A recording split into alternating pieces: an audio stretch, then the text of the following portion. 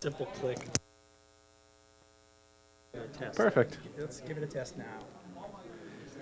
Give it a test. 1, 2, 3. Testing 1, 2, 3. Perfect. Okay. Tap it. Good.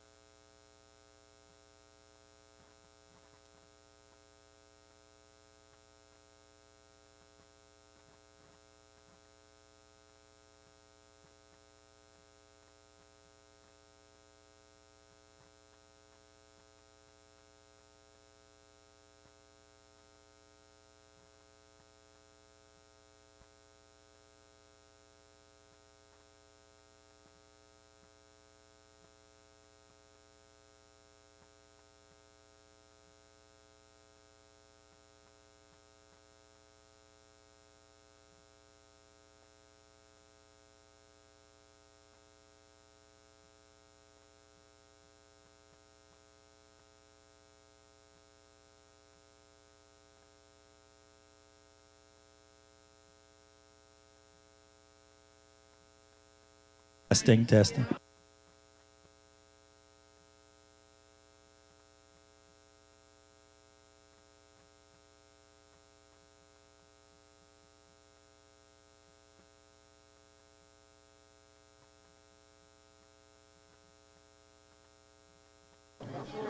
Test.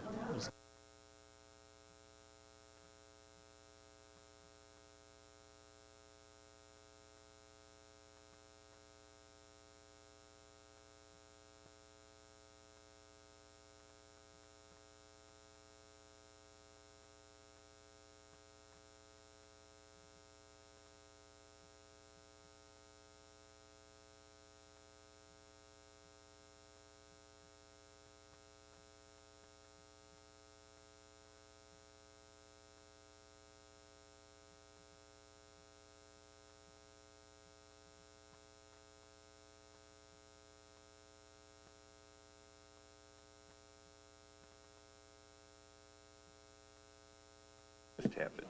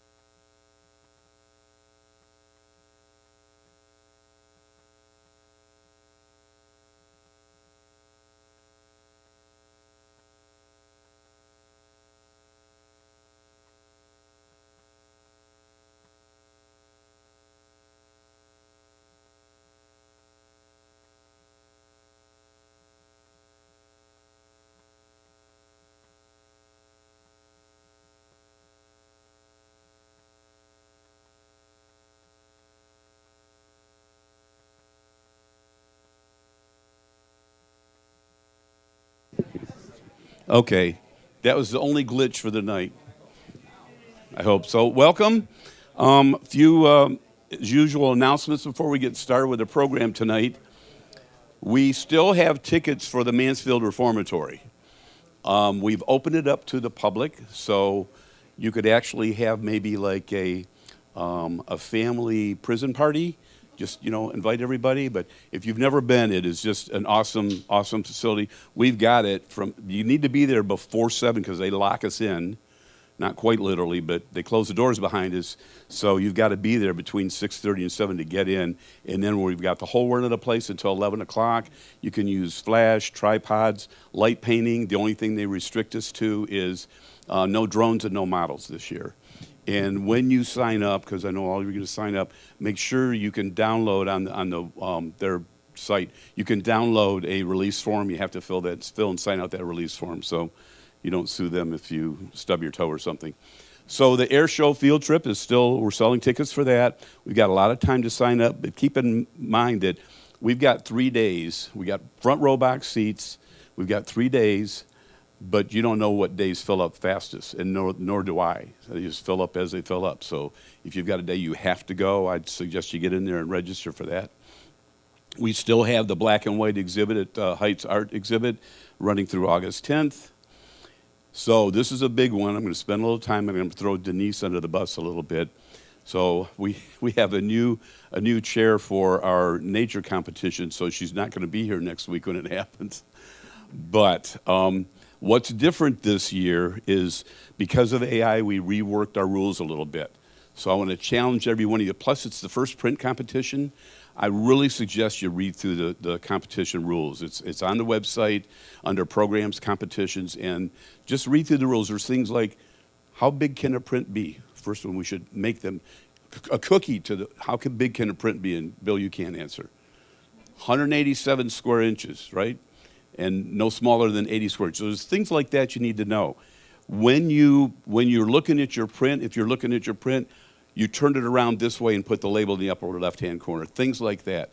So and then with nature, you got to follow the rules. We have allowed for things like what you do in cloning or content aware, where you can remove a pop can you didn't see when you took the picture, but it's essentially a nature picture. No hand of man, and just read the rules. Hopefully we're not going to have any fights break out. Your entries have to be in here by 7:30. So those of you who don't know, the lay of the land here, what happens in a print competition is you bring your prints in, they get entered in, our 3 judges meet back in the office, and they start scoring things. So we have to take photographs of those prints first before they can judge them, because we have to be able to show everybody in here the photographs, because you won't be able to see them very well on the easel. So it's important you get here on time and follow the rules. If this guy will advance, we have to fill that time beforehand. I shouldn't call it filling time. A special program is happening beforehand. Bob Koleski is going to talk about his Route 66, what he saw on Route 66. They're waving back there. So that's going to be what's going on while they're judging. And he's given me a little snippet of what he saw. And they won't let me away for 8 days. He took 8 days. So, okay, there's a box back there for pickup for prints that were either on the back wall for the end of year competition or the Porter Library exhibit. Please pick your prints up because we don't have a lot of space. So try to grab those. Just to remind you, we're getting close. August 23rd is our party. We have Catherine Kengott is doing this for us, and she says she's got 6 solid, good volunteers. But the day of, we're going to have need a little. So just keep that in mind. There'll be more details to come out. It's going to happen rain or shine. It's going to be like last year. There's going to be a big tent that we've rented. It's going to go out here to keep you out of the sun or out of the rain, either way. So it is going to happen, rain or shine. And now I'm going to turn things over to our Pixel Connection lady. This is in cooperation with Pixel Connection and Tamron. Is this green? Is it green? Hi, everybody. I'm Michelle from Pixel Connection. A lot of you know me. We're really happy. We have friends from Tamron tonight. I have Patty I'm sorry, Gregitis. I had it memorized, and I get up here, I get stage fright. And I have Ken Hubbard with us. Ken's going to actually do a presentation tonight on portfolio review. So he's going to share his expertise with you, and they're going to show you what's new. We're so happy to have them. It's really nice that they take the effort to actually come out and to give us training and share their expertise with us. That's really amazing. I just hope you really take it in tonight and really enjoy it. I have a few things going on at Pixel Connection this weekend. I have Summerfest, which is, there's a lot of different items on sale, like all of our used gear till Sunday is 15% off. We are paying your sales tax on Canon, Nikon, Sony, and Fujifilm items, if any of you are interested in that. We're also offering Peak Design, a lot of straps, bags, and ProMaster in-stock items. Also bags and tripods. Those are all 10% off. So if you need anything, let me know. I can tell you if it's in stock. We also have a very special deal just for CPS members, and it's good till this Wednesday. So on Tamron lenses, and there is such a nice variety of lenses on here. Please get with Patty, see if you need anything, see if anything on the list qualifies. But they're really great items, so take advantage of it. I hope you enjoy the show. Also, one more thing, check our website. There's a lot of different events going on. There's a Squires Castle Walk on August 13th with Gabe Wasilko, a baseball photography session with Tim Phillis, and there's also a Rocky River Reservation photo walk with Gabe Wasilko. That is August 30th. So check our website out, and thanks for coming tonight. No, can you hear me? I'm from New Jersey. I got 'em out. It's The people at home, I'm sure they could hear me in Jersey. All right, is that louder? I know. Oh, how's that? That's louder? Wow. My name is Patty. I'm from New Jersey. I am a sales representative of Tamron, going on 25 years. Ken Hubbard is field service manager at Tamron, going on 25 years. So we have spent a lot of time together. We travel often to do events like this for local dealers, and I greatly appreciate having the invite to come to Pixel Camera. I recently gained Pixel as one of my accounts, so I don't get here as often as I'd like, but we always try to have representations at any of the events. So tonight, Ken Hubbard, he's actually going over traveling near and far, all right? He's going to give you some great tips on that topic of photography. But we are also, as part of this, we're going to be at Pixel all day tomorrow. We are there with our full line of lenses. So anything you want to see, anything you want to try, that is where to find us. As Michelle mentioned, we have rebates, bonus rebates. So some of our lenses will have anywhere from $100 to $250 off. So we are really doing some special savings for your photo society. Has some nice names, not just clubs. So we have special savings for you. But if you also have friends or family that are interested in purchasing, we will allow that rebate to be used for anyone. So if you go home, talk to your neighbor, say, go on into Pixel, there's some great savings on Tamron lenses, all right? Is anyone here not familiar or never heard of Tamron? Thank you. Okay, so the company's been around for many, many years, longer than you imagine. We've always been making millions of lenses a year, all right? And that's not just for our lens line. Like we were talking earlier before, we've had your iPhones. A lot of our lenses are in your iPhones. So a lot of you, even if you never purchased a physical Tamron lens, you might not know you probably used one somewhere along the line, all right? All of our lenses have a 6-year warranty. Great, you know, couldn't do that and stay in business. So, and Ken will probably talk a little bit more about that as well. But please, I have literature, I have bags, I have cookies. Please come to the table and help yourself. I have a magazine. They're getting a little low, but I'm going to order another case of magazines for the store. So if you don't get one tonight, go visit the store and see when the magazines come in. All right? Did everyone get a lens cleaning cloth? Good. Oh, I see it now. Oh, there we go. What do you know? I got three in my hand. We can put them out right away. That's fine. You like the price is right. Vanna White over here.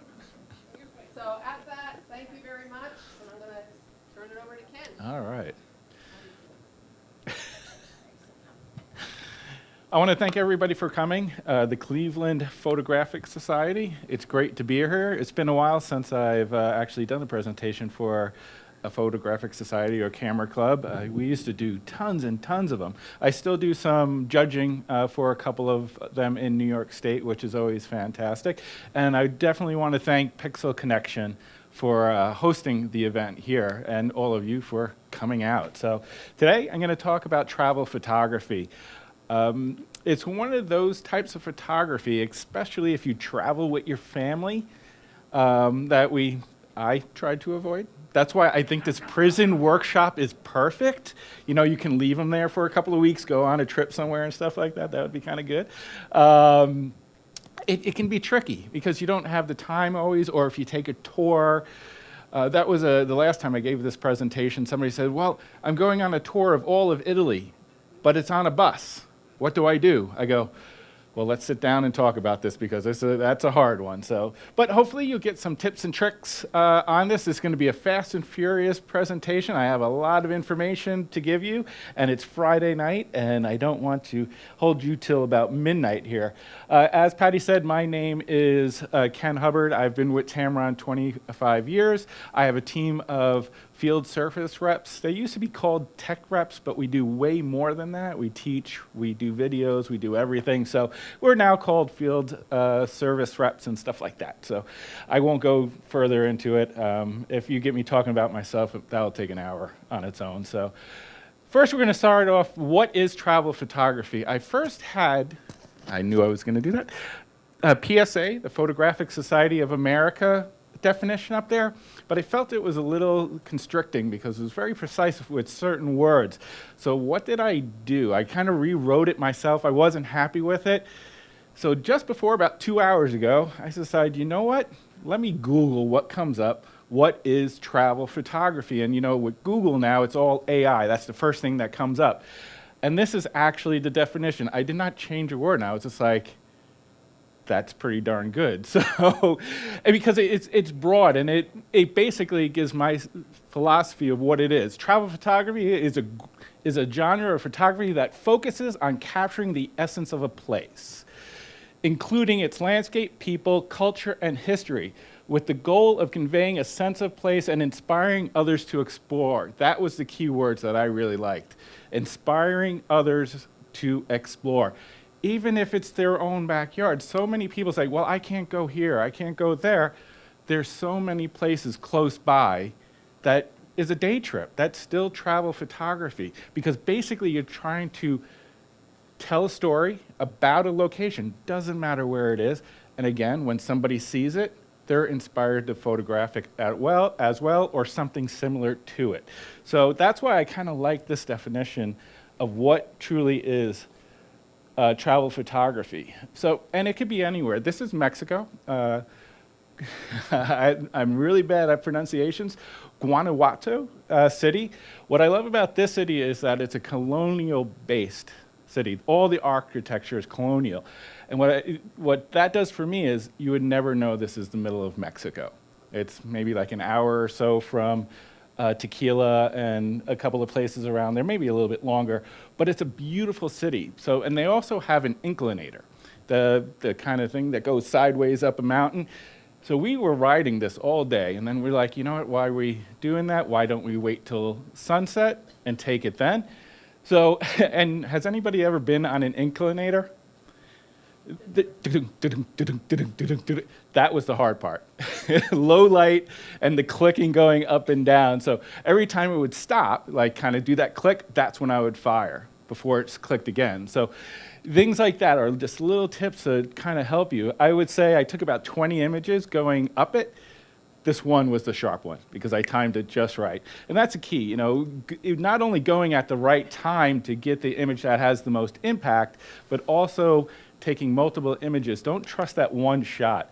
Digital photography, I would assume the majority of everybody here is shooting digital. That's the nice thing about it, is that you can experiment, you can try, you can make mistakes. Don't throw those mistakes out. For me, that's the learning experience, like, why did that not work? Go back to that EXIF data and say, oh, I shot that at a half a second handheld while I'm going up an inclinator. Obviously, I'm not going to get that too sharp. So, it also, travel photography is getting the culture and the people. This is actually Fortaleza tequila. They still cut all the chokes of the agave plants in the alleyway. They kind of have this fortress-like distillery. There's a big wall around it. So all these alleyways are within that.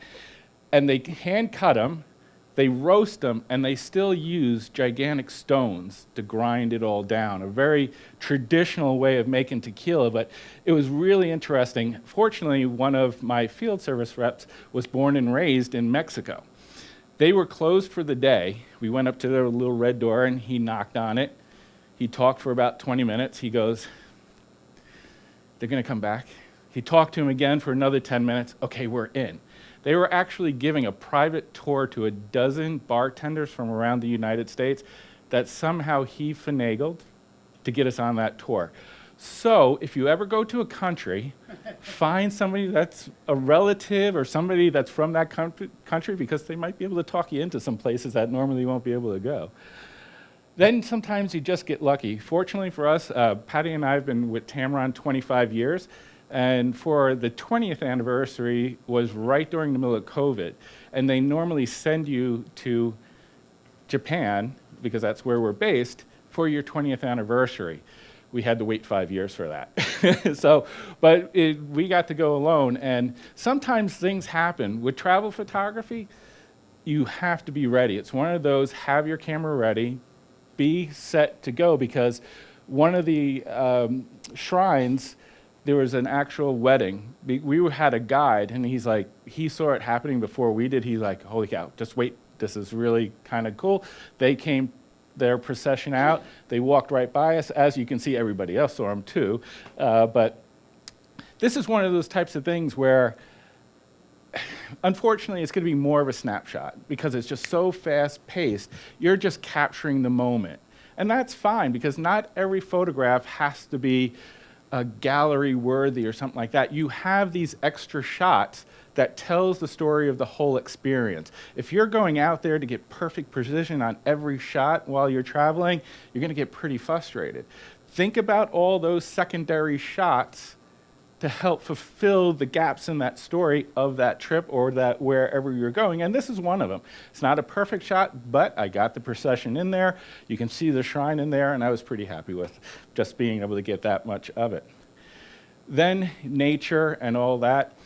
I do a ton of landscapes, and for me, the Northern Lights were one of those things that were my white whale. I went to Norway, I've been to Alaska 3 times, I've been to Iceland twice, and a bunch of other places very far north. Every single time I got skunked, just no chance, not rain, everything like that.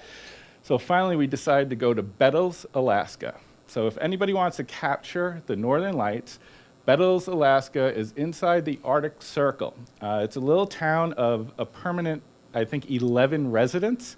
You fly in on a bush plane, and there's one lodge that has 12 rooms. They actually have a person on staff that allows you to go to sleep, and he'll knock on your door saying, half hour, be ready, the lights are coming. And you get out there, and finally, it took that much to go inside the Arctic Circle to Bettles, Alaska. So I highly recommend, if anybody is in search of the Northern Lights, they look into that. And the lodge is called the Bettles Lodge. So a really great place. It's all-inclusive. It's rustic. It's not going to be 5-star, but they cook the meals for you. All the stuff is there, and it's a great experience. Capturing the people. One of my favorite places is the Albuquerque Balloon Fiesta. And what I like about this specific balloon festival is they allow very close access to their balloons. They're not very restrictive. You literally can walk up as they're inflating it, put your hands in, and start firing away. I am basically almost inside the balloon, and I saw this guy walking in there, and I waited up till he got that yellow section, because that's all being backlit by the sun as he's walking in there. I do love the human element, not only for scale, but that helps fulfill telling the story of where I am and what I'm doing. If you ever go there, I highly recommend you do the dawn patrol. They send up a dozen or 15 balloons at like 4:30 in the morning in the complete darkness. That's a sight to behold, because they're shooting up the flames, and then all of a sudden these balloons go off into the darkness. I give a lot of credit to those balloon pilots. I'm not sure if I would want to go in a balloon in the complete darkness, but they're pretty good about it. And this particular day, what separates Albuquerque from other ones is they send up about 500 balloons in about 2.5 hours. So go to bed early that night before, have a high energy spaghetti dinner or something like that, because you're going to be running around, I don't even know, it's probably 50 to 100 football fields, the size of the space where they're doing this. It's massive. So it is truly a great experience visually. Then you have nature. To me, the one thing about the PSA, the Photographic Society, they kind of left nature out of the travel photography, or they didn't really emphasize it so much. And to me, that is part of what travel photography is. Nature is it. I was fortunate enough to go to Mexico. About an hour and a half or 2 hours outside of Mexico City is where all the monarch butterflies go down to. The mountains are about 9,000, 10,000 feet there, and it was something that I didn't expect. I'm going to show more images. I don't think I have them yet, no. Later on in the presentation, that I'll go into more detail. But what I love about travel and travel photography, there are those simple moments. These are monarch butterflies. We see them all the time until I got there and saw a totally different experience. And I'll go into that in a little bit. Nature and weather. This is Death Valley National Park, another one of my favorite parks. And people go, Death Valley, why? Yes, it is the lowest point on Earth. It's also one of the hottest places on Earth, but it can be one of the most beautiful, especially when you go in the springtime, when the monsoons and the rains start coming in. You get these incredibly dramatic clouds, and it just tells a story. This could be almost anywhere, but it's Death Valley. So going to go into my gear. That's just to basically start off the presentation. My gear, I don't carry all of this with me all the time. I would have no back left, and I would be hunched over in pain. But what I do is I always have sort of a wide-angle lens, a wide-angle zoom, a mid-range zoom, and a mid to tele zoom. Those three lenses are going to be with me all the time, just because I don't know exactly what I'm going to need. No matter how much research I do, there's always something you're going to need from wide to telephoto. If I'm really constrained by space and weight, I'll bring an all-in-one. And some people go, all-in-ones? Yep, absolutely. All-in-one, 90% of the time I'll have it in my bag as well, 28 to 200 or 28 to 300. I still shoot with circular polarizers, graduated neutral polarizers. I know some people say, well, you could do all this stuff in Photoshop. Yeah, but it's still not quite what it is doing it in the field. And what I love about having this other equipment with me as well is digital photography makes you very impatient, because that instant gratification, you click, boom, there it is. It forces you to slow down to actually use the proper equipment in the field again. Simple people are just like, well, you got to turn, and you got, really, that much time, you're pressure. You have to take a deep breath and slow down if that's taking a lot of time for you. But still, doing it proper in the field is extremely important, and I still do it all the time. Speed light, mini reflectors, tripod, flashlight. Tripod, I usually get the big moan on. I know. Who really loves their tripod? Yeah, not the majority. A good tripod will save you more than you know, having a good tripod. The one thing I forgot to say in the very beginning is that I do not mind questions during my presentation, so if anybody has a question at any point in time, just raise your hand. I do not mind stopping and discussing it, because if you're like me, if I don't ask the question right away, by the end of the presentation, it's gone. It's gone, and I forgot what it is. So that's usually my gear bag. So the things I'm going to talk about today is doing your research. Use your eyes before using your camera. Looking at composition, look for the good light, tell the story, don't just show a scene. Photograph the people that are the community, establishing shots and detail shots. Tell the story through one image, tell the story through multiple images, and ultimately try something a little different. So, doing your research. To me, this is the key to travel photography, is knowing where you're going, what to expect, and what the situation is going to look like. So, of course, if I'm going to go someplace that's outside, I'm looking at weather, I'm looking at temperatures, I'm looking at what's the history of rainfall, how many dry days, how many wet days. If I'm going to go to the Minnesota State Fair, which up until this point, I knew about the fair since I was about 15. I'm from New York, and I saw a PBS special on it. And I saw two things that struck me. Was the Princess Dairy Queen, I believe it's called, and the grain art that they do. They have this whole gallery of all different grains, categories rice to wheat, and you make art out of it, and you get judged on it. But this is the one thing. I've never seen anything like this in my life up until that point.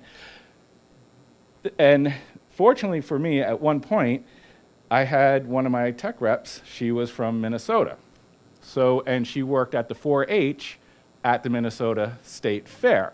So she finally got me to go, and it was the fact that all the Miss Dairy Queens, Miss Dairy Queens, I believe it's called, they carve their heads in butter, these gigantic blocks of butter. They actually bring an artist from California that specializes in this, I guess, and they do it for all 12 of them, I think. And after going to it, I'm from New York and Long Island.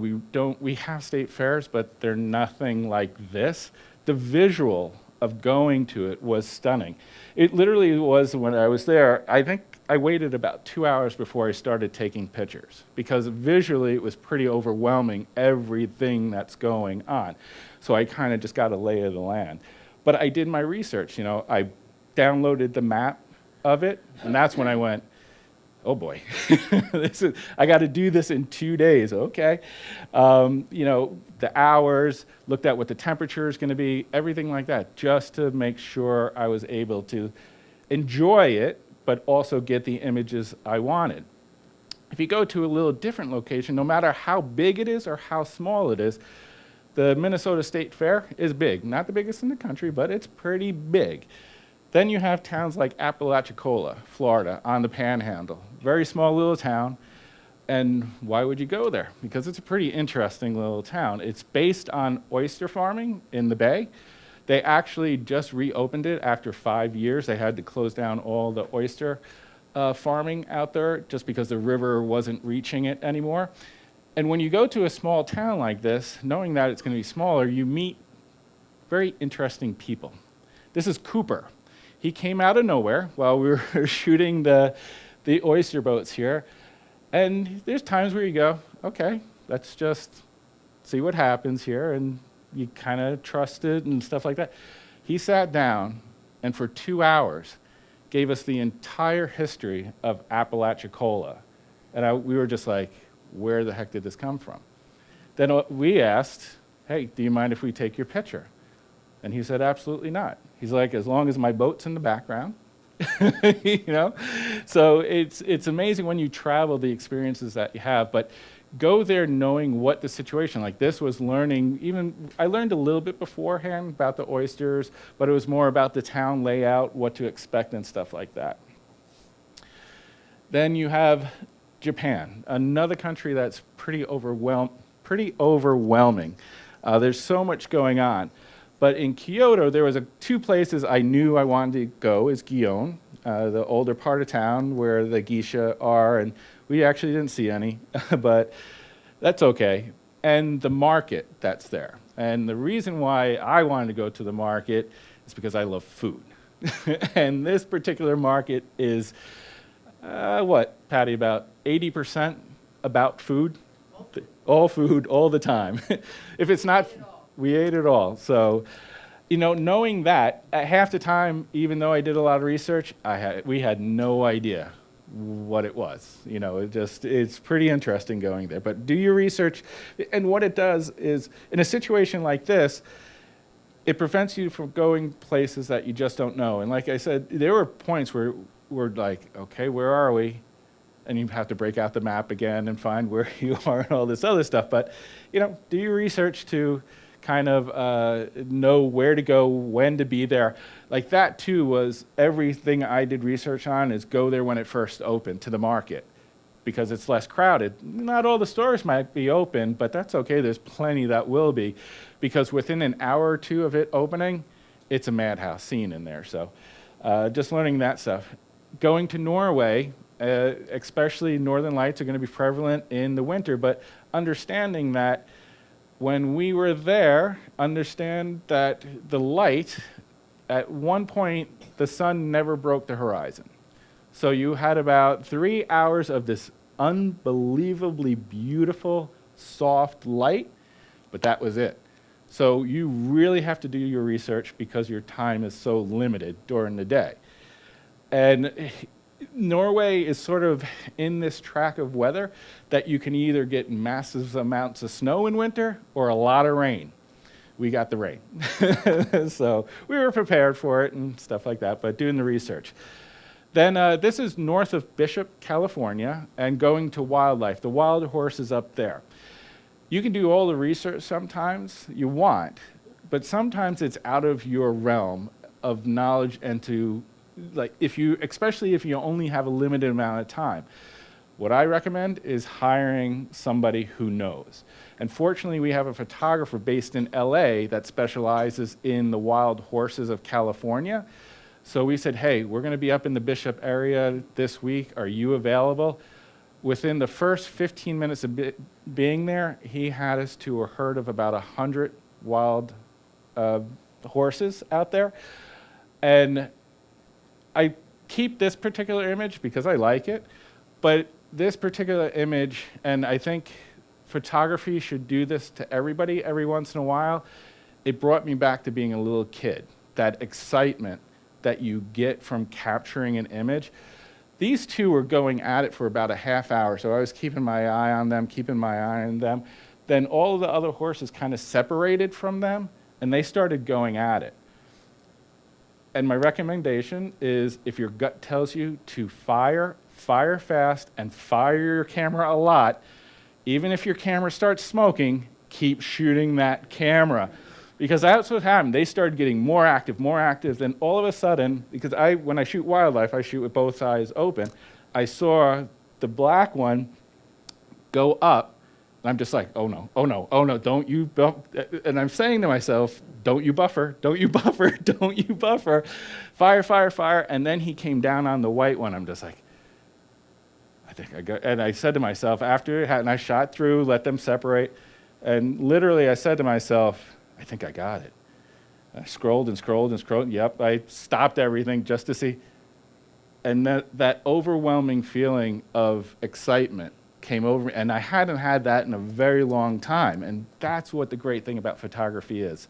I deviate with this story, but again, that's ultimately what situations like that should bring you as the photographer and the person who views your images as well. If you can bring that excitement to them, it's a successful image, and that's why I still go back to this when I go, this brought me back to being like 12 again, the excitement of photography.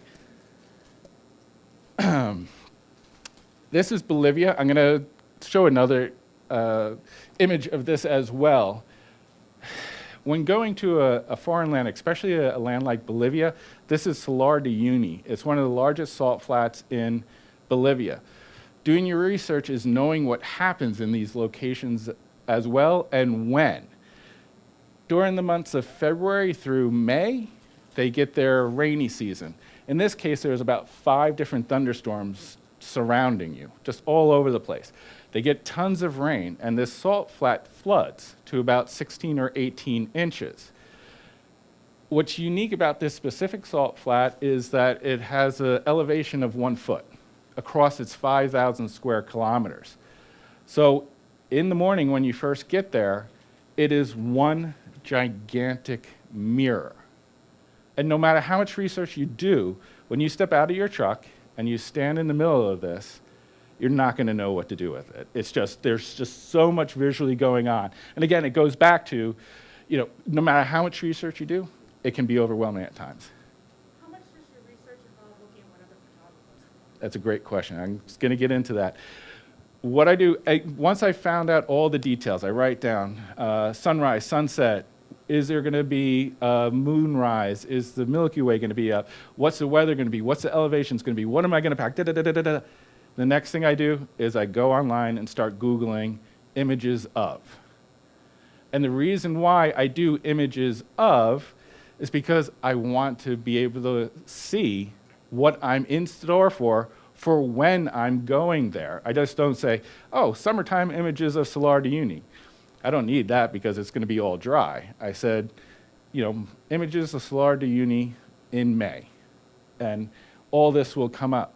And what that will do for you, it doesn't have to be just here. It could, if you go into the Grand Canyon for the first time, or Zion, or China, or wherever you're going, you can you just get a visual representation of what it's going to look like when you're there.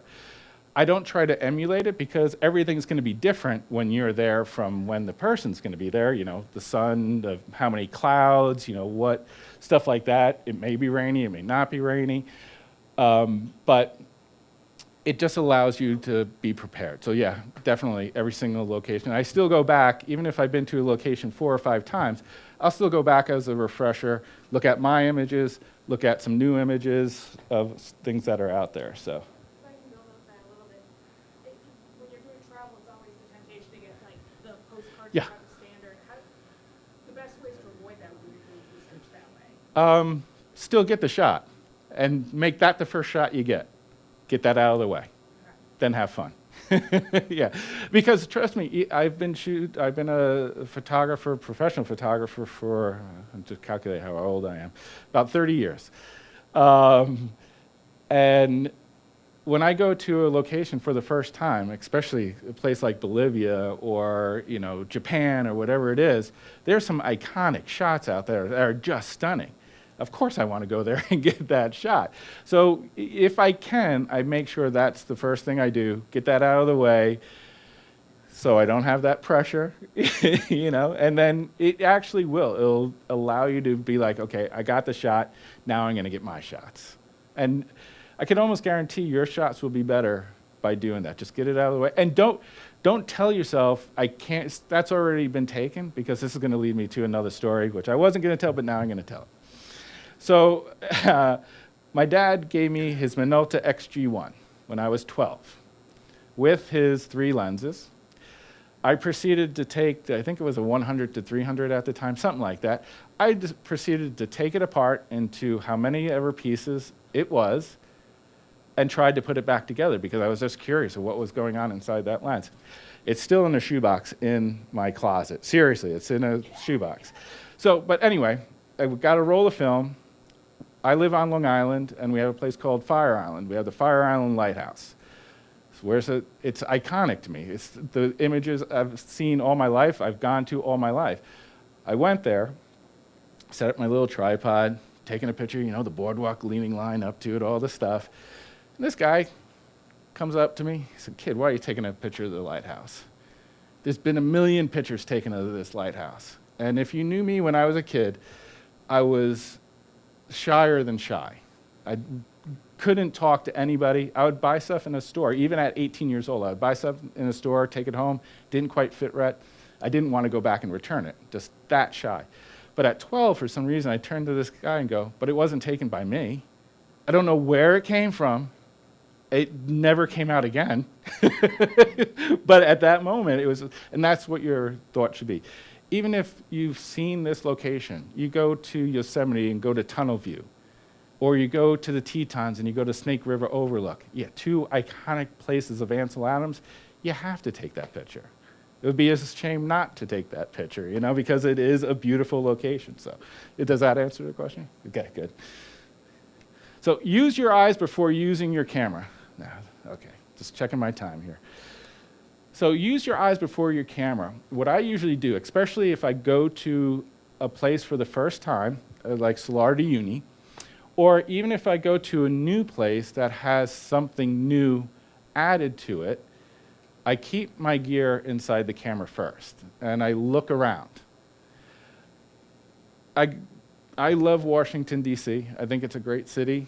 I especially like the mall, and I love the mall and everything it has to it at night. I think it's just stunning. It's incredible. And the different memorials and monuments, all are just such different styles.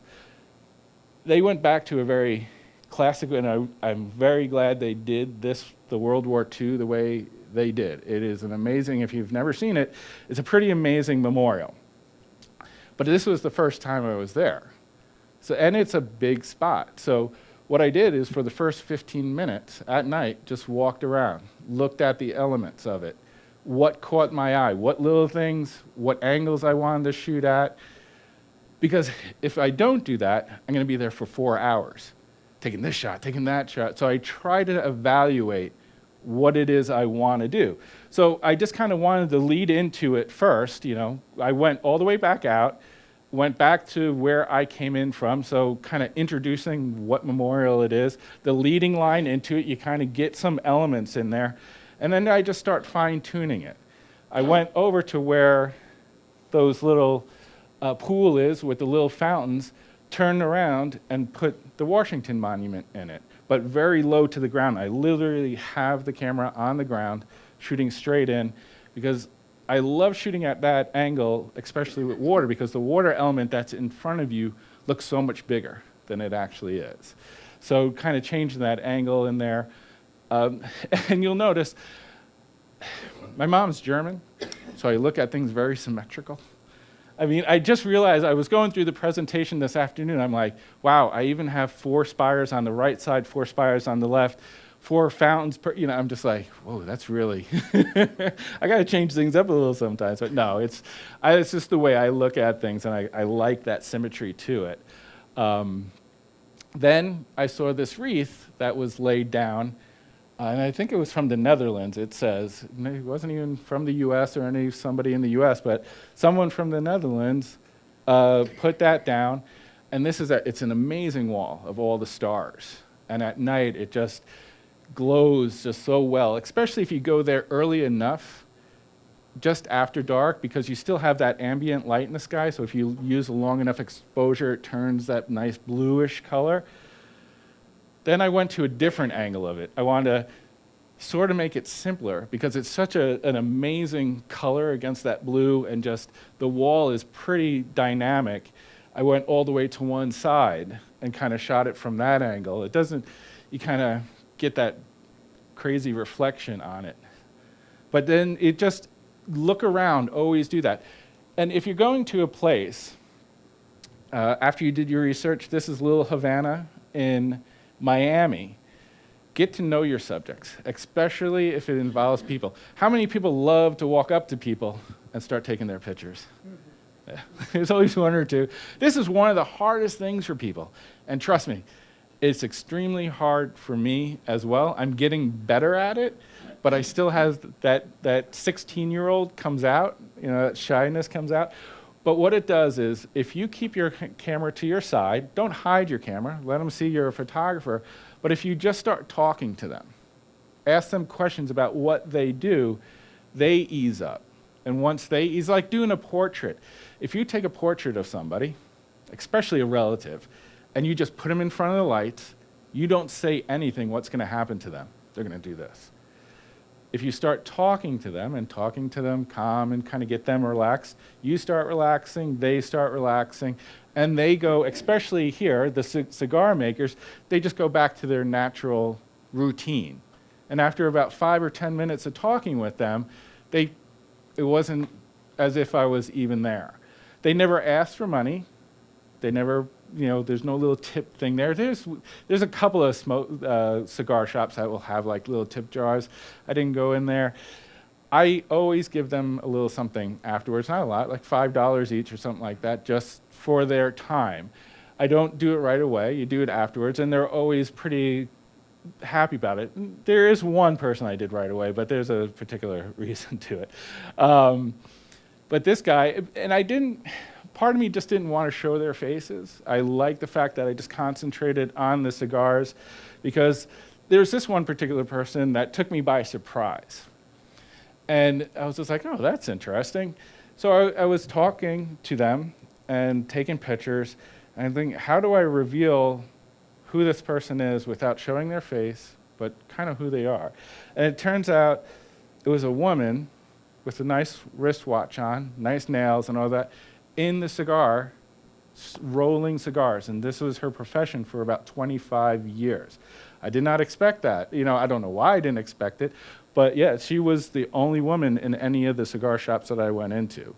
And it was just unique. And I just wanted to reveal who she was without showing who she was either, so to tell a little different story. So think about composition. You have your focal points, which is your center of interest. Your leading lines, which leads the viewer into the frame. You want to show scale, especially when you're looking at something that's immense. I just got back from Greenland, and this time of year is when all the icebergs are kind of floating out of the bay. I have one picture in here. It's not going to show the scale of it. So I did a little hike up to a little overlook, and I'm looking down at these, and they're massive. It's like some of them are the size of Lower Manhattan. Literally, they're just massive. If you were to take off the Bowery area, it's that big. And then this little boat comes into my view and goes like in front of one of them. And I'm like, oh. Even though you know how big they are, until you have something to give it scale, that's when you go, oh. Perspective, changing your angle, rule of thirds, all that stuff. But your focal point doesn't always have to be the main subject. You want to tell the story of a place or a thing. This is actually Slim Fat. I'm going to take a drink of water. Slim Fats. And he's a singer, he was a singer down in Apalachicola. He is about 5'4", about maybe 105 pounds. Maybe I'll give him 110. But he has this incredibly deep voice. Does anybody know Tom Waits, the singer Tom Waits? Sounds just like Tom Waits when he does that deep voice. This little guy. It was just amazing. And I was walking around Apalachicola, and I hear this voice coming from this bar that was open, middle of the day on a Saturday or Sunday, 2 o'clock in the afternoon. I walk in, and I see this little guy singing. This isn't from that day, because I just sat back and observed him and watched him. Had a beer or two, so it was fun. But I knew I wanted to photograph him. And so what I did is I went to the bartender. I go, do you think I would be able to photograph him sometime? And she just goes, Slim, he'll eat it up. So after the show, I actually talked to him and the bar owner and went back 2 months later just to photograph him. And so we did 2 sessions. We did a live session and a full portrait session. But the focal point wasn't for this particular image. In the many images that I took at those sessions was telling the story of what he's doing. He's singing for money, so his tip cup became the key. Here, don't tell. Focal point, you don't have to be led to the focal point, obviously. You may have went to her first, but she wasn't looking at you. She was looking at the mountain, so the idea is that you go to her, then you go to look at what she's looking at. I'm guiding you to a focal point. The hills and the mountains of Sonoma, California. So you think about that. How do you get the person to the focal point? And the other way to do that is leading lines. And the obvious things, roads, a set of chairs or benches, ropes, anything, an arm coming into a frame can be a leading line. And what does it do? It can lead you to something, or it can lead you to nothing, which is sort of something here. You got a massive storm on one side and clearing on the other. But the actual line just kind of guides you off into the horizon of the duality of that. Where is that? That's a great question. This is out near Area 51. And there's a place there called the Inn. It's a motel with a restaurant. They say it's a motel. I didn't see anything that looked like a motel or a motel I would stay in, and I've stayed in some pretty bad ones in my life. But the restaurant wasn't too bad. We actually did a shoot out there, an alien shoot, as well as a night sky shoot because it gets really dark. They thought it would be funny because it's near Area 51 and all this stuff. But what made it really kind of interesting is when we first got there, I got there early with the person that was leading it with me, and the buses hadn't arrived yet, and this storm just came through, and it's like, well, this is a pretty ominous start to the night. But I noticed the clearing on the left-hand side and immediately ran out to the middle of the road, which probably wasn't the smartest idea, and kind of sat down in the middle of the road and waited until it was sort of 50-50 on either side. It just kind of gave that balance of the darkness and the light, kind of clearing and mayhem. But yeah, it's out near the Inn, near Area 51. And I could tell you after presentation, I think I could remember how they spell alien. It's not like alien, but, you know. And again, leading lines don't have to be obvious. It's sort of that on top, all that colored glass leading you. This is a couple of hours after the market is open. It starts getting very, very, very crowded. But this just wanted to lead you with that leading line down and through that mayhem. Showing scale. This is the art museum in Milwaukee. I believe it's the art museum. It is an art museum, but it's that structure, if you've ever been to Milwaukee, that looks like a bird that overlooks the lake. And I believe the arms of it on the half hour actually slowly go up and down. It's a really unique structure. This is on the inside of it, and we were taking pictures of it because architecturally it was stunning. The lines of it, the features of it were just wonderful. And this one person, it was really nice. It was beautiful. Nobody was there. It was super quiet for some reason. Then this person just meanders. So you can see how they're walking. They're just kind of really slow. And of course, there's 2 or 3 of us there, and we're just like, all right, come on. Shuffle along, let's go, let's go. Then I'm just like, wait a second.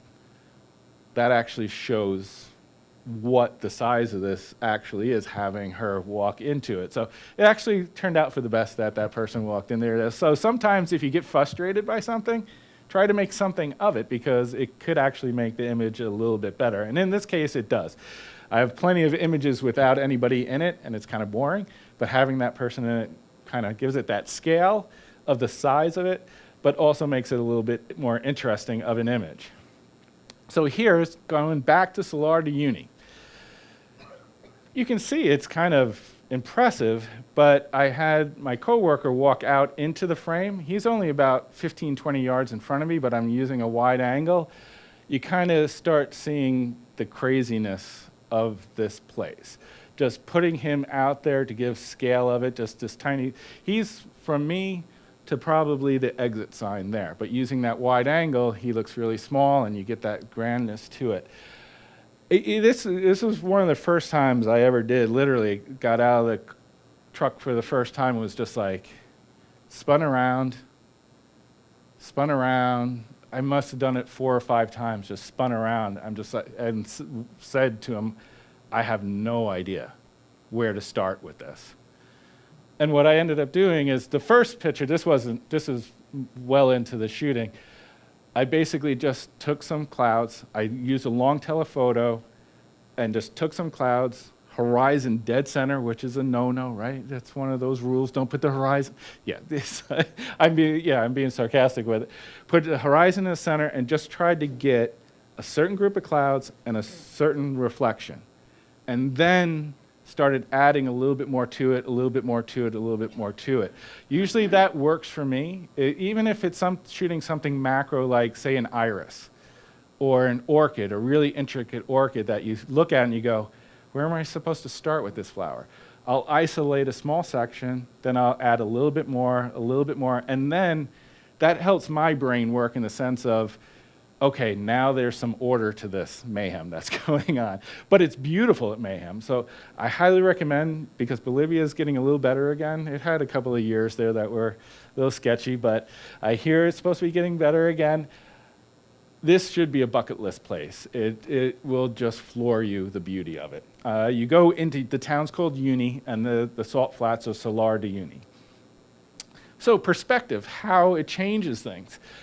This is an 8-year-old that's about 3.5 feet tall. And I was photographing them for Tamron for an article, ice skating on Lake Champlain. I just wanted to change it. So I got down on my stomach on the ice and shot up. And I just happened to catch her as she's skating towards the land there. So to me, it makes it look like she's about to just step like Godzilla onto that land, this little tiny person.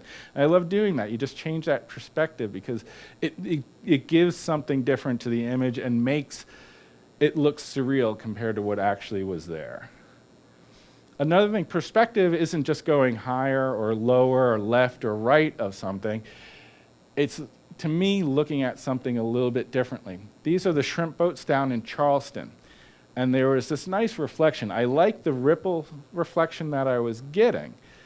So I shot the reflections, but normally a reflection should be upside down, right? I basically just in post went 180 degrees, and I'm like, actually I like that a lot better. Having it right side up, because it just gives something that's not right about it. It's like, why is that boat right up? But I know it's a reflection. So perspective is changing your physical perspective, but it could also be just rotating your images. Sometimes, 180 degrees, 90 degrees makes a big difference. Look for the good light, and you're probably going, duh, Ken, we're a photographic society. You always wait for the good light. It doesn't always happen. Like I started off with, if you're on a tour, you have to make the best of what you have. And you can do it, but if you have the time, always go early in the morning, later in the afternoon. Or, people say, it may not always seem like it's going to happen. I showed this particular image because we got to Oxbow Bend in the Tetons, and there wasn't a cloud in the sky. And it was about 45 minutes before sunset, and everybody was ready to go. They were hungry. They wanted to go to dinner. I'm just like, wait a second. It's a pretty humid day. Just come on. Just give it a little bit of time. Then the first couple of clouds started to come, but the light was just really bad. It was like, that just before sunset, just before, you got that golden hour, you get that bluish light that's really kind of like, But then the sun started going down, more clouds started showing up, and they're like, well, it's going to set behind the mountains. I'm just give it a couple of minutes because it's flat on the other side. It's Idaho, so the sun's not going to set. It's set for us behind the mountains, but it's not setting below the horizon just yet.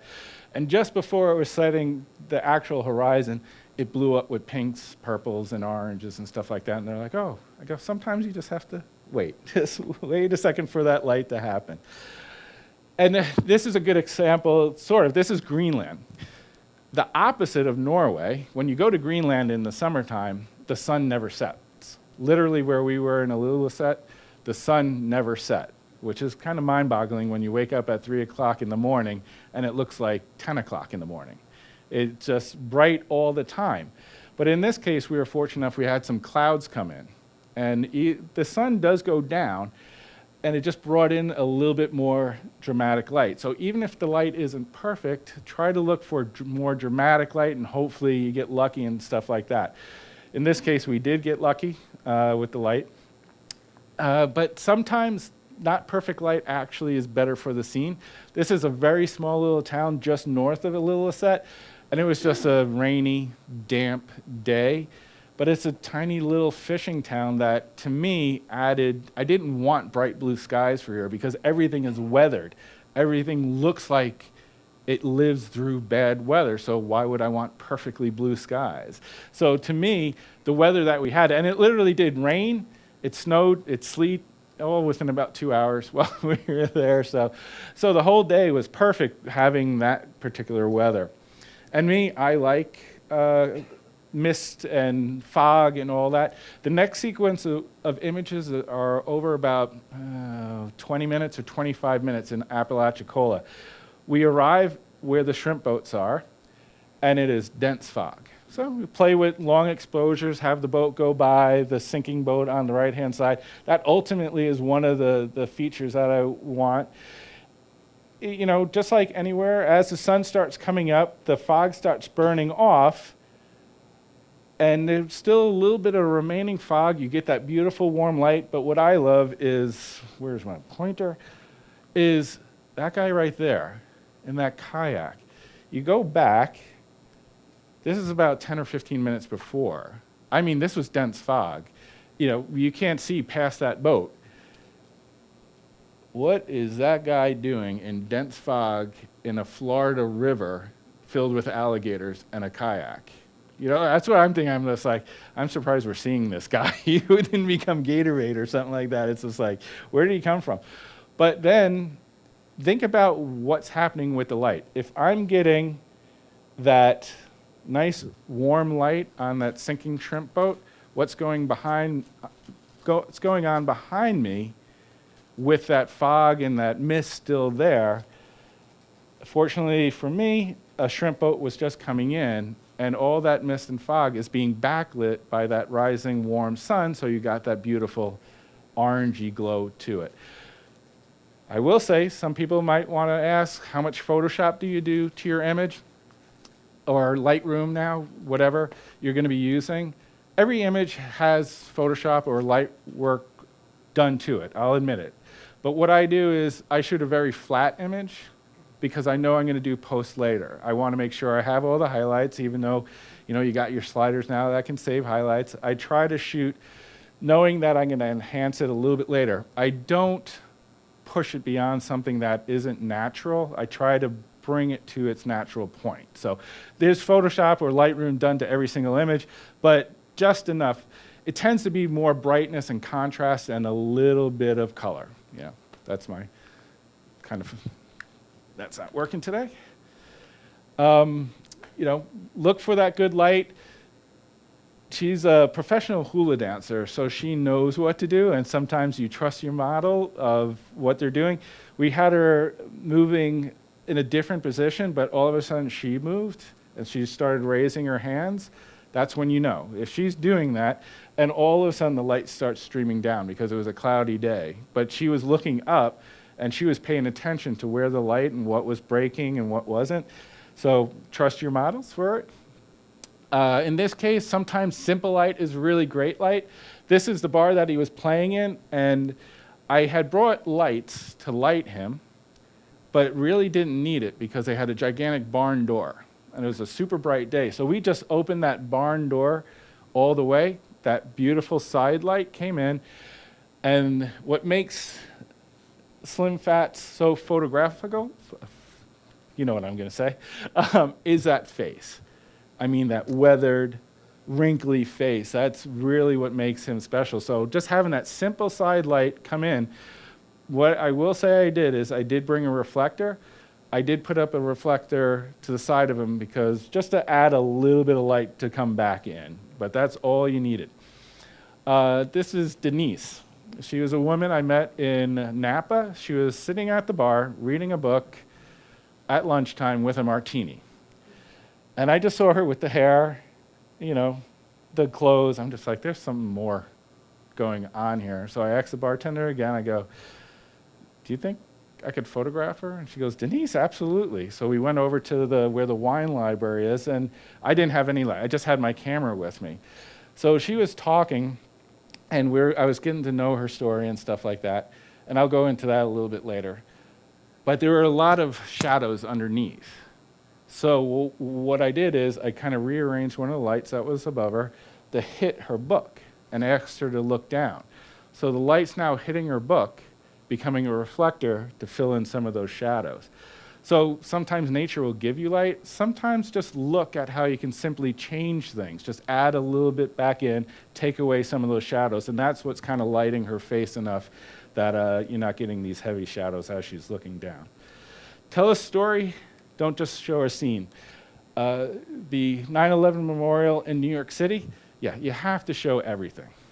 Of course, it's another amazing memorial, and there was always the controversies of it when they were first designing it and building it and all this stuff, but they did a beautiful job on this. Very emotional, very, very moving memorial.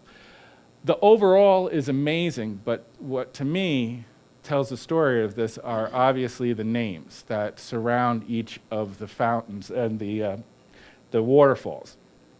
So I first found one that had a flower next to it, and with the towers going back up behind it. That was good, but then I wanted to add a couple of names with the waterfalls behind it to tell that story. That was still okay, but then I just found one angle that had this warm light hitting a single name.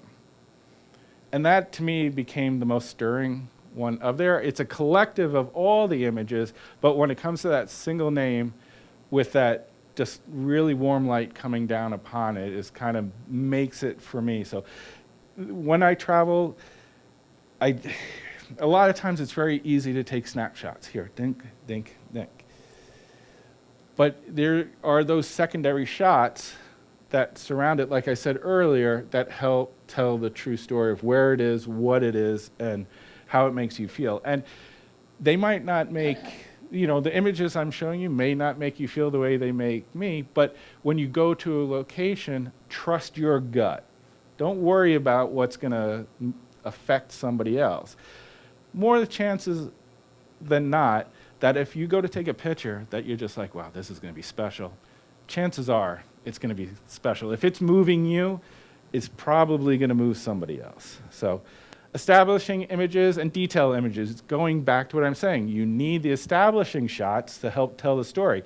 This is a good one for me. Hey, Patty, can you help me with this one? Yes. No. Yeah. Okay, good. Norway. There's two places that I don't even know how they say the words they do, is Iceland and Norway. They're very similar with the names and stuff. But it's a heritage site, beautiful place, but more to it, it's about the fishing there and the drying of the fish. So then you got your detail shot to show exactly what they do in this fishing town, the type of fish and the type of drying that they do and stuff like that.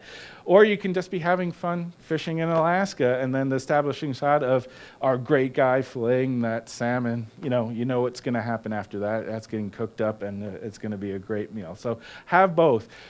This is the butterflies. What's amazing about the butterflies is they're not doing this all the time.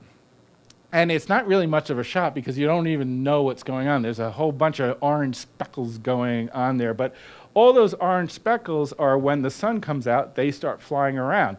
But when the sun isn't quite out yet, what are they doing? They're bunched up into these branches. Again, not really much of a shot, but you kind of need this shot to tell the story of where you are. Those branches, if the butterflies aren't on them, they're up like this. They're now down like that, straight down. So if a butterfly lands on your finger, do you even feel it? Probably not. You know it's there because you see it, but you don't recognize the weight. So can you imagine, these branches are about that around. Can you imagine how many butterflies are on each branch to make it go completely straight down? A lot, a lot. And what happens is when the sun hits those branches, they all fly, and they do that, which I have about 100 images of them all flying around.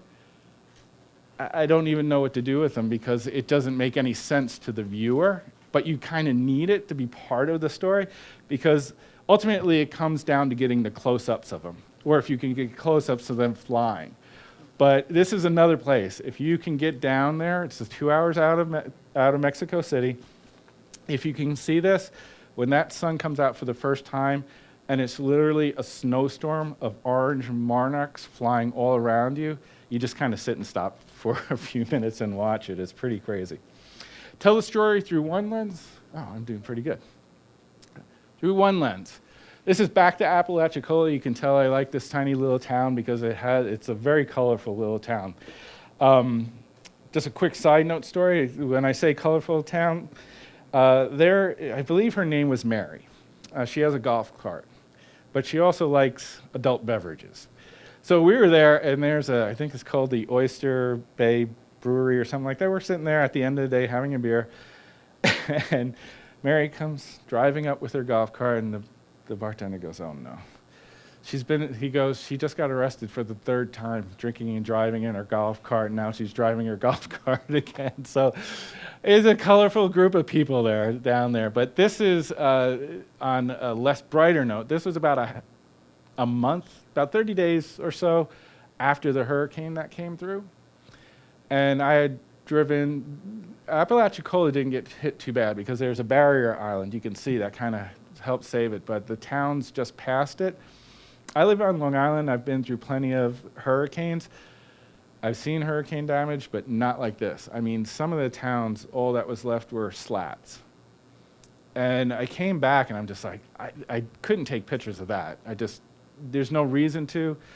I'm not a photojournalist. I'm not there to tell a story. I don't want to glorify that, but how do I show what this area went through? It was this tattered American flag that was on a pylon, one of like a handful of the pylons that didn't get destroyed. And that's what it is. Tell the story through one particular image. What happened. And basically, to me, in a situation like this, is if I'm showing it to somebody, I want the person to say, "So what's the significance of this?" And then you can go into what the significance is and explain to them and tell them the story of it. Telling the story through an image. These are interesting. In the shrines in Japan, what you do is you make your donation, you throw your coins into a thing, and you get to pick out a piece of paper that tells you your sort of what's going to happen. It could be good, it could be bad. And what you do is when it is a good fortune, you usually keep it, put it in your wallet or your pocketbook or something like that, and take that fortune with you. But if it's a bad fortune, what they do is they tie it on these ropes, hoping to leave that bad luck behind. So kind of interesting. So you have all these little notes tied. All bad notes. These are all bad ones. So there are a lot of them. I think they outweigh, but who knows? But it's kind of interesting showing them. I like the fact that you have to give a little bit of money to get a bad fortune. So I guess it's like a fortune cookie. But either way, it's kind of a cool little thing.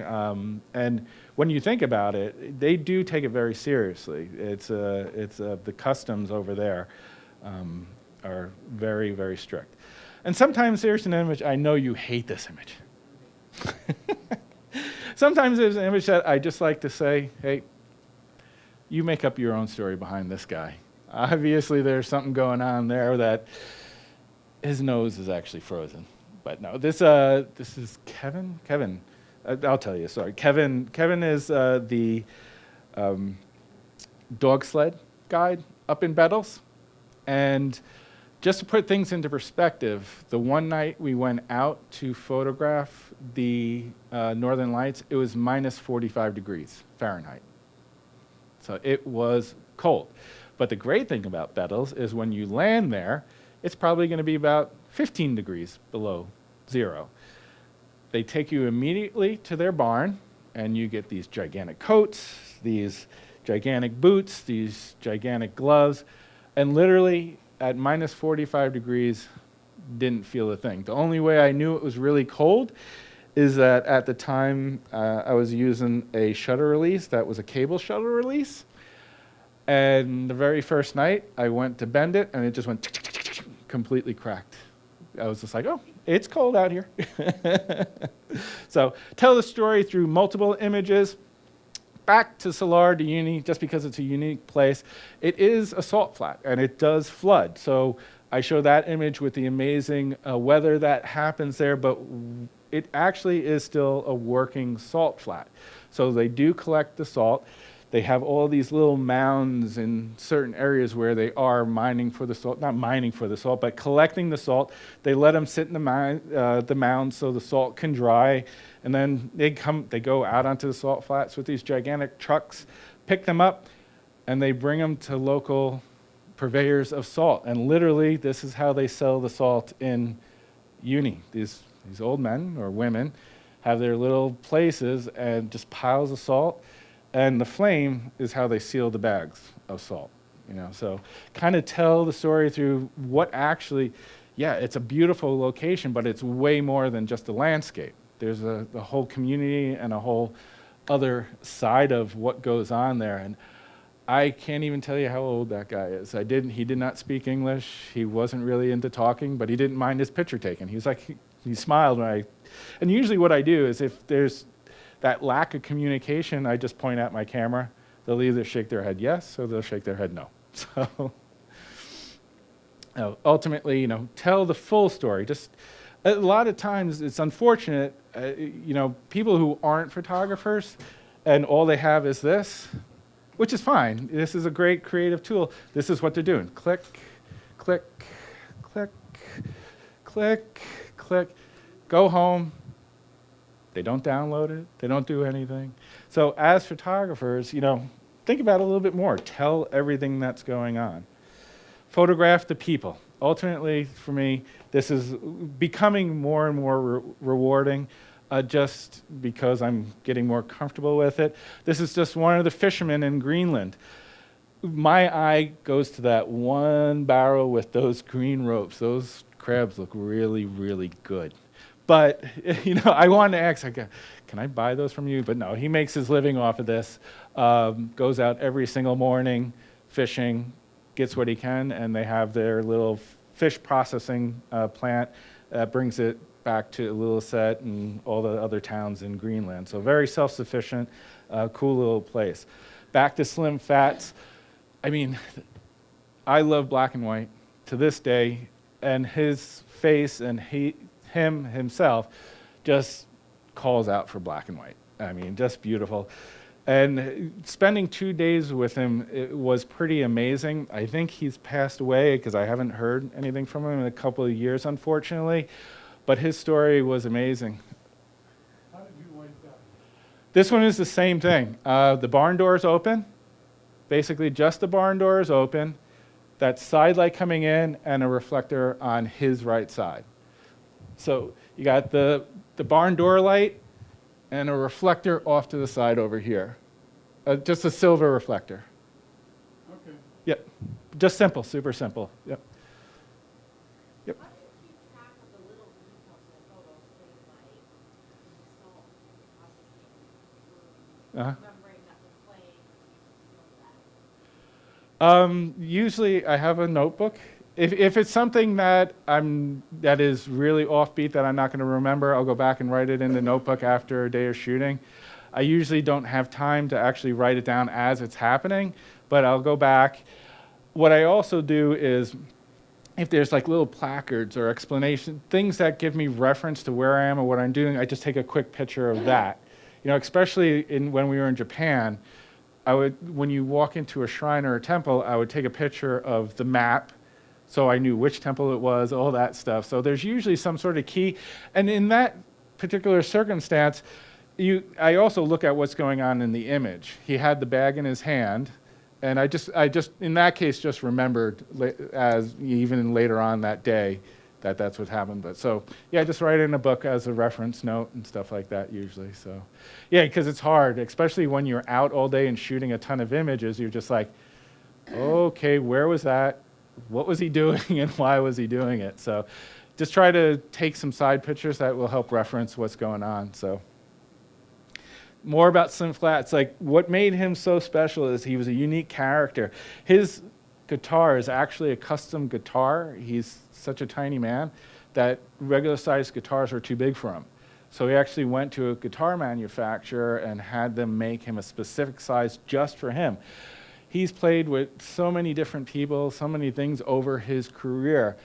And at some point, talking with him, because he was another guy who he loved to talk. So we just talked and talked and talked through the whole thing, that at some point he went into this preacher mode and literally stopped playing the guitar. And his hands are up in the air. He's screaming out loud.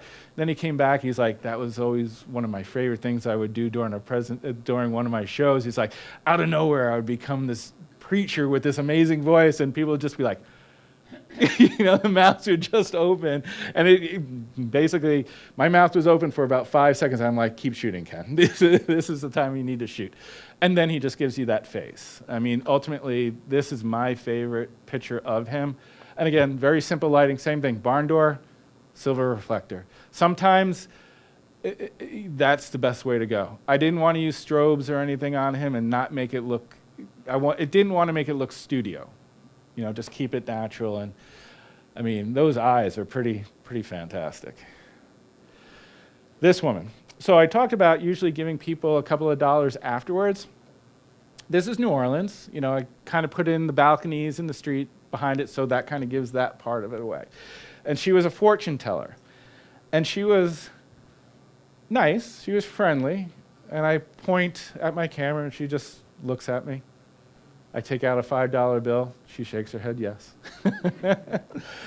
After and she was sitting up straight, kind of a little smile on her face. As soon as I put the $5 bill on there, she slid down low, put her hands on the thing, and went right into the mysterious New Orleans fortune. I didn't have to tell her a word. I just smiled, started taking some pictures. She'd go, "You good?" Then she smiled, sat back up and smiled and said, "Hope they come out good," and just walked away. It's like, that was the easiest 5 seconds of shooting ever, for $5. But, sometimes she gets approached all the time. So trust them, that's it. And then Denise again. Like I said, you can see here the shadows, but the reason why I still love this picture, sometimes pictures aren't perfect. They're not going to be, especially travel or photojournalistic style or anything like that. There's going to be some faults in them.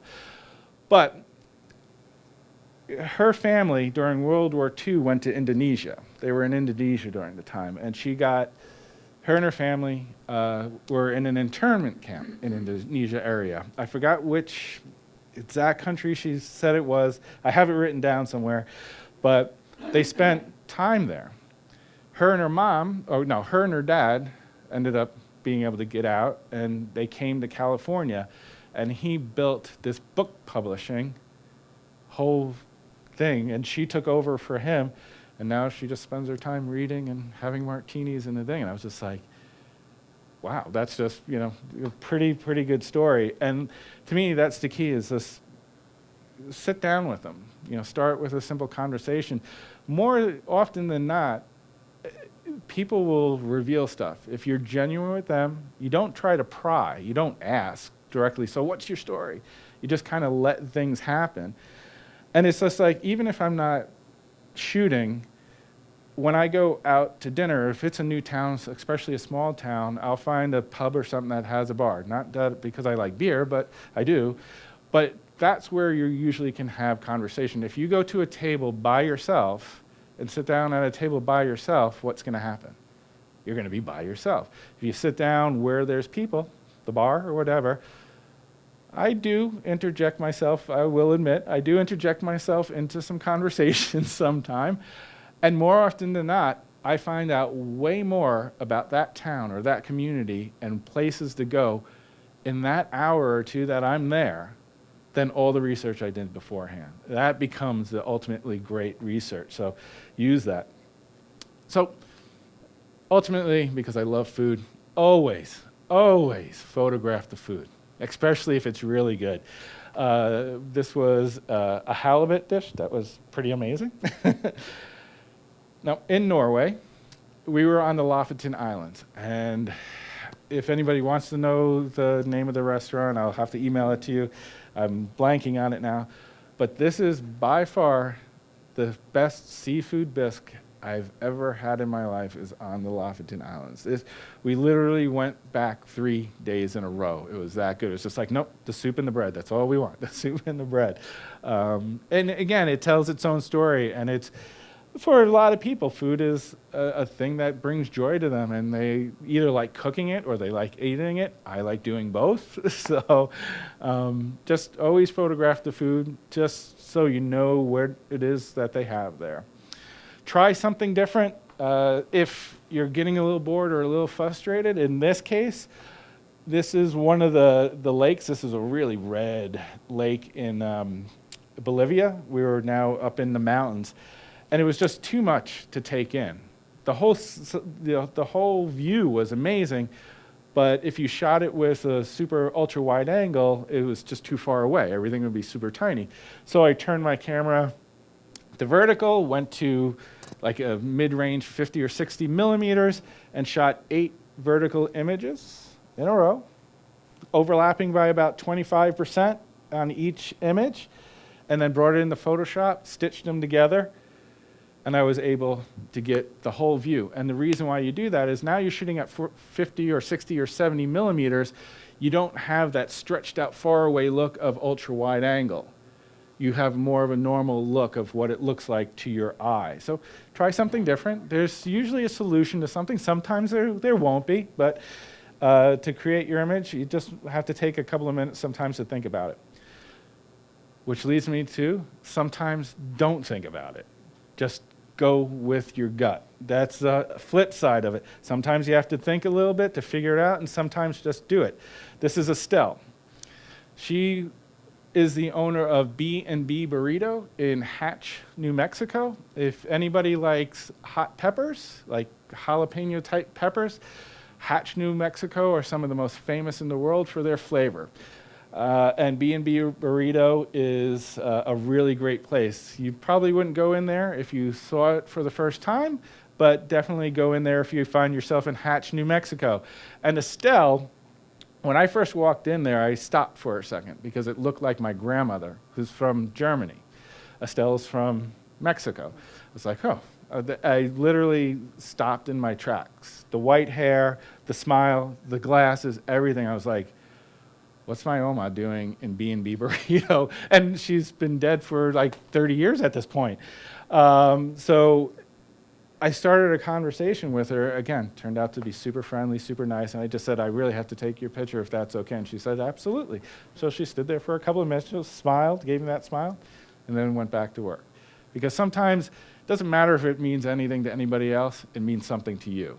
And as a photographer, I'm going to go back to that again. Do it for yourself. Make yourself happy. The images that you want. And like usually it'll come around and people will like it as well. So with that being said, I want to thank you guys for having me tonight. Thank you.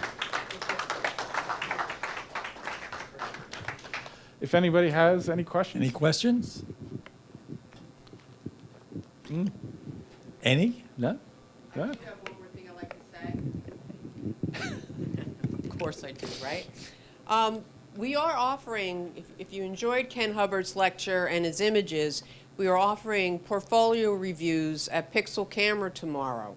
So if you have a set of photos that you would like to sit down and talk with Ken and go over ideas or just share your images with him, we do have some time slots available. It's about a 20-minute, 30-minute review. Come visit the store, see our product, sit down with Ken in the back and have a little private one-on-one. All right? If you're interested in that, go to the Pixel website, go to obviously this store location, and you'll see the time slots that are available. We have an 11, 11:40, 1, 1:40, and 2:20. So please, if you would like to do that, do so. If you're not sure if you're going to be able to go and you just want to, wing it, come to the store, and if there's a slot open, we'll definitely have you sit down and speak, talk with Ken and go over your images. And it will be a critique. It's not going to be like, oh, I like that image, I like that. It'll be an honest critique. Print or digital? No. Bring a What- flash drive or bring print? Oh, you can bring either or. Okay. Either or, yeah. I thought you meant me. What do I like to do? I still love to print. Whatever you like to bring for the portfolio review. Yeah, whatever. You Yep. know, 'cause you might have some beautiful prints that you Yep. have. I don't have a question, but I just want to thank you for the World Trade Center pictures. We were just there. Oh. I tried to photograph it. I couldn't figure out how to photograph this hole in the ground. Right. And I was just taken with all of the people standing in front of it, taking smiling selfies in front of it. Yeah. It really threw me off. Yeah. And so thank you. If I go Well. back again, I'll know that I need to shoot. I Yep. need to shoot toward the buildings. Right. And you remember how I said, like, if it's a complex subject, I usually start with and I add a little, add Yeah. a little. This was the complete opposite. It started with the overall, that very first picture you saw, and just started getting tighter and tighter until that very last shot. That series, that one name, are literally the last 10 or 15 images that I took that day. So Yeah, that's hard to shoot, and you did Yeah. a great job. Thank you for showing that. Thank you. Thanks.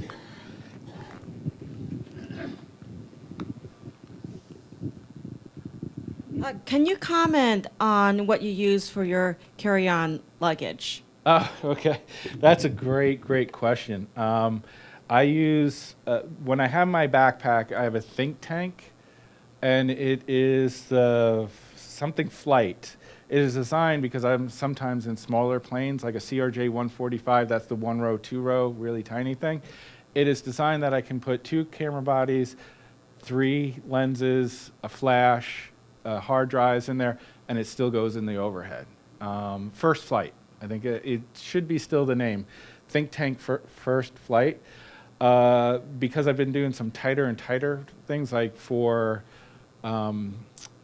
the Greenland, there was a weight restriction too. I literally have an Osprey backpack that I took out the insert from my messenger bag. I inserted it into my backpack, so I got 1 camera body, 1 big camera body, 3 lenses, a flash, and a backup little kind of tiny little camera. So those are my 2 main ones. I don't really care for messenger bags too much. They're not comfortable for me. So I do like backpacks. But yeah, the Think Tank First Flight, you guys carry a Think Tank, right? I believe I saw it in your store. Yep. But there's enough. The thing with backpacks is, my recommendation, when you go to Pixel to pick out your backpack, that's one thing that should never be purchased online. You need to go to the store, because you're going to get it and it's not going to have any gear in it, and it's going to be, oh, this is super comfortable. Then you're going to pack it and you're going to go on your trip to 15-hour flight or 17-hour flight to Australia, and you're going to put it on for the first time for the day, and you're like, oh wow, this is not comfortable. So bring your gear to the store, pack up that backpack with everything you think you're gonna need, and then put it on and wear it for a little bit. Go check out some cameras, some tripods, keep it on your back. Tamron lenses. So that's the best way for me for a backpack is, because that's the one mistake a lot of people make is they just buy it. Oh, feels great in the store. Don't put anything in it. Of course, it weighs like 3 pounds. My backpack, even when I'm tight, is still 25 to 30 pounds. So, that's my recommendation. So. What's given you more trouble, the extreme shooting in the extreme heat or the extreme cold? The heat for me. I generally am bad in heat. I'm miserable. But when it comes to camera gear today, both optically and bodies, believe it or not, in the -45, handled it just fine until I brought it inside and I didn't pack it in my bag first, and then it went completely frosted over. That was my mistake. I only did that once. But the heat, when I'm shooting video, that becomes a problem. The cameras overheat pretty quickly and hot. I was shooting some video down in Guatemala, especially I shoot a Sony A1 when it comes to the Sony. Literally, I would go about 10 minutes, and you get that heat warning. So, and I was okay with that because gave me a chance to run inside in the air conditioning, which I really enjoyed. But no, it's cameras today, optics today handle both fairly well. I know they will give you your warnings. We shot a video in Alaska, and one of the scenes was me coming out of the building, and there was a thermometer that read -30 degrees Fahrenheit. they politely ask, can you please take that out of the video so people don't just randomly? I'm like, but it worked fine. So, you got them all? So we've been told many times that we should back up Mhm. our photos. And I'm curious, when you travel, you probably don't always have time to back up properly with the two. Have you come across any issues, whether it's going through scanners or whatever? Oh, yeah, not going through scanners, but even coming here, because I don't know if I'm going to get a chance to shoot or not, I have two backups. It goes to this one and then this one. This is my just mini save it really quick one because it's a flash drive, so it downloads super fast. I always go to this one first, but when I have time, I double back it up to that one. So, but yeah, going through X-ray, going through anything, no problems. I recommend if you get one that's a non-flash drive, but everything's becoming flash drive now, get the rugged versions of them, either Lacey or G Drive or something like that. They always have a rugged one. They're just a little bit tougher. That's ultimately, if you're going to run into a problem on the old style drives, it's just banging around and banging around and banging around. I really haven't had any major problems with it, but you know, outside of that, you know, going through the scanners, it's not like film anymore, thankfully. You know. Did you have a question? I thought you raised your hand. Oh, you got it? Okay. How do you travel with your? Oh, okay. All right. But, good. Yeah, thank you. Any others? No? Yeah. Good. Thanks. Thank you very Thank you. Thank you. Thanks. Good to go. Yeah, I'm on the South Shore, about half